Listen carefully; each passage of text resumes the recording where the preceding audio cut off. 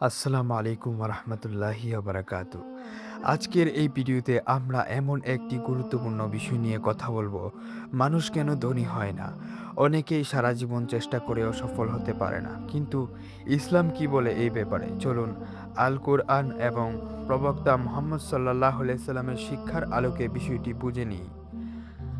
অনেক সময় আমরা নিজেরাই আমাদের রিজিক কমিয়ে দেই। গুনাহ, সুদ, প্রতারণা এসব জিনিস মানুষের বরকত নষ্ট করে।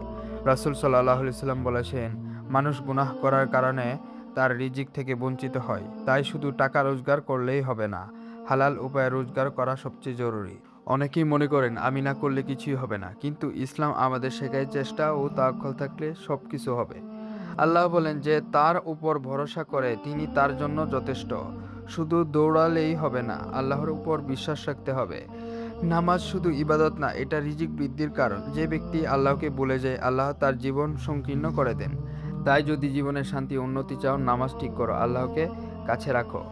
ইসলাম কখনো অলসতা সমর্থন করে না। রাসূল সাল্লাল্লাহু আলাইহি সাল্লাম সবসময় কাজ করতে উৎসাহ দিয়েছেন। শুধু দোয়া করলেই হবে না, পরিশ্রম করতে হবে।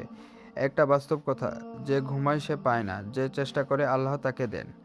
অনেকে মনে করেন দান করলে টাকা কমে যাবে, কিন্তু ইসলাম বলে দান করলে বরকত বাড়ে। আল্লাহ বলেন, যা কিছু তোমরা দান করো আমি তার বদলে আরও দিই। তাই ধনী হতে চাইলে দান করা শুরু করো। অন্যের সফলতা দেখে হিংসা করলে নিজের রিজিক কমে যায়। ইসলাম শেখায় সবার জন্য ভালো কামনা করো। যার অন্তর পরিষ্কার তার জন্য রিজিকের দরজা খুলে যায়।